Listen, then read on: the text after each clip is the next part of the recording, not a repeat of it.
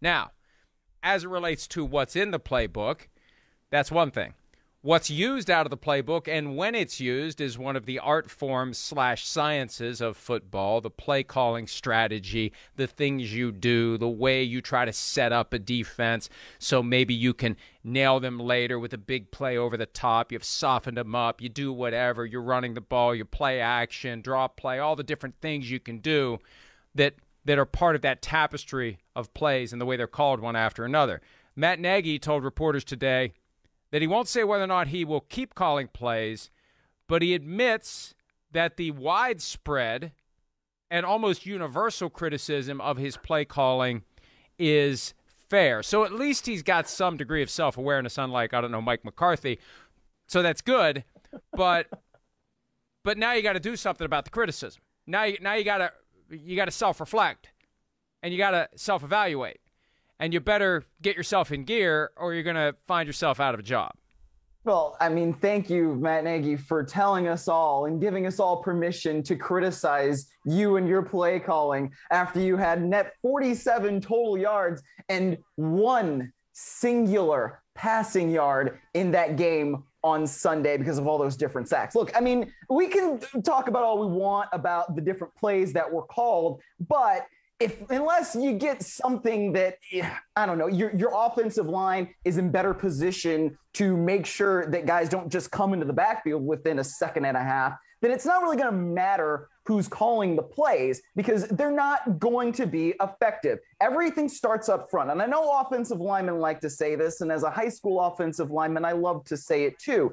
But if you are getting guys in the backfield that quickly, then it's not really going to matter if it's Andy Dalton, Tom Brady, or Jesus in the backfield. They're all going to get sacked, man. So I just feel like there has to be some sort of different plan during the week rather than just saying what's the difference in the play calling on Sunday. I mean, because it can be Bill Lazor, it can be Matt Nagy, it can be whoever. But it's not going to matter if you don't have a better plan for your quarterback and the rest of the offense.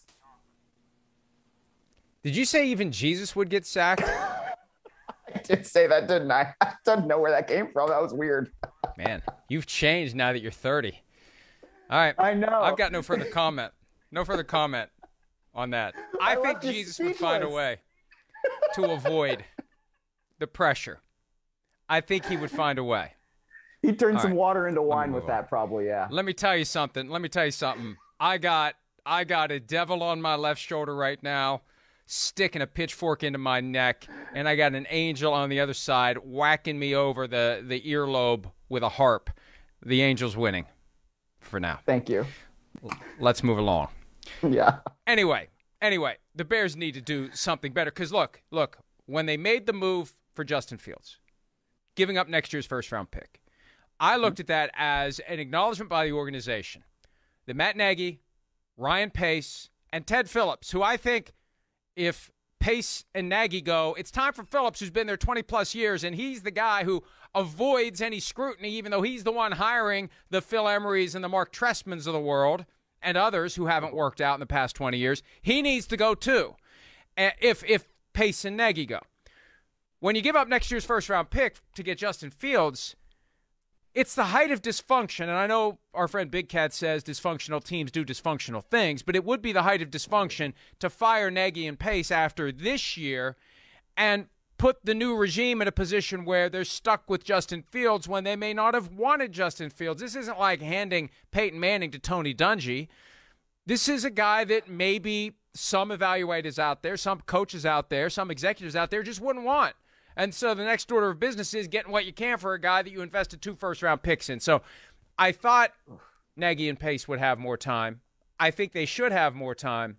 But based on what we've seen the first 3 weeks, and I know they beat the Bengals somehow, but if this thing doesn't turn around, I think all bets are off for the Chicago Bears. So we'll see how it plays out. It would help to beat the Lions, the woeful, hapless Lions, who are still good enough to rise up and beat you on Sunday. And, Myles, I checked the weather. I think this is important for the Bears. 89% chance of rain on Saturday at Soldier Field. Here comes Jared Goff with his tiny little baby hands. I'm kidding. They're giant, huge, massive Trumpian hands.